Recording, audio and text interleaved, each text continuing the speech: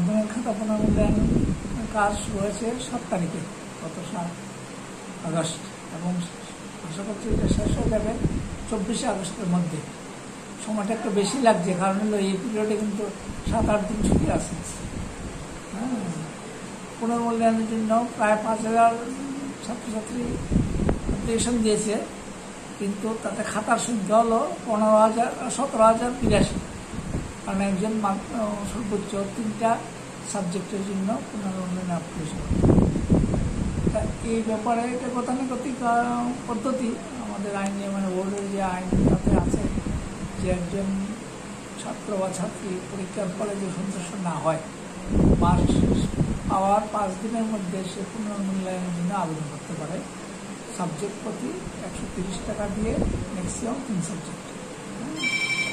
এটাও বছর বছর চলে আসছে। আবার এতেও যদি সন্তুষ্ট না হয়, সে সেলফ ইনস্ট্রাকশনের জন্য অ্যাপ্লাই করতে পারে। সেখানে কোনো সাবজেক্টে বার নাই, সবগুলো সাবজেক্ট করতে পারে। প্রতি সাবজেক্টে তাকে দিতে হবে আর 250 টাকা। আগে সেটা ছিল 500 টাকা, গত বছর থেকে সেটা সরকার কমিয়ে দিয়েছে, 250 টাকা করেছে। আচ্ছা, এখন এর ফলে ছাত্রের নাম্বার বৃদ্ধি হতে পারে, হওয়াটা নট আনইউজুয়াল।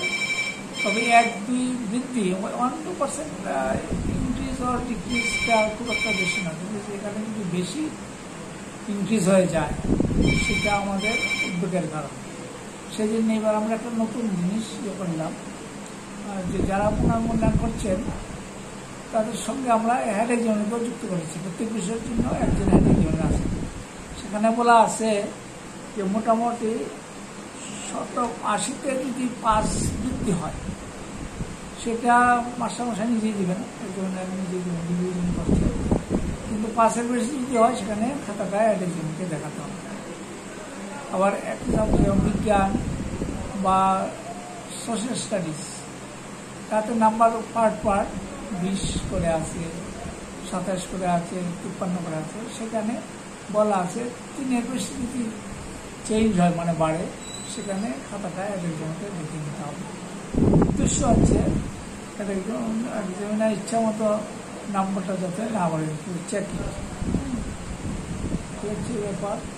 তা আমাদের অ্যাজ পার আওয়ার প্রোগ্রাম 24 তারিখের মধ্যে খাতা রিভিউ কাজ শেষ হয়ে যাবে, এবং আশা করবো আমরা রিভিউর রেজাল্টটা 24 এই মাসের মধ্যে দিয়ে দেবো।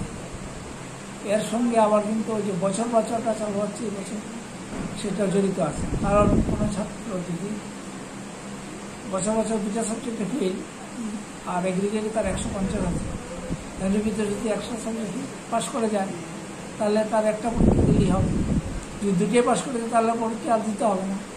আবার কেউ যদি 3টা সাবজেক্টের জন্য ফেল, কিন্তু এগ্রিগেটে 150 আছে, সে যদি রিভিউতে একটা সাবজেক্ট পাস করে যায়, তাহলে 2টা সাবজেক্ট ফেল, 150 মিনিমাম আছে, সেক্ষেত্রে সে বছর পরীক্ষা দিতে পারে। সেই জন্য বছর পরীক্ষার রিভিউটা শেষ হয়ে যাওয়ার পরপরই আমরা নোটিফাই করি।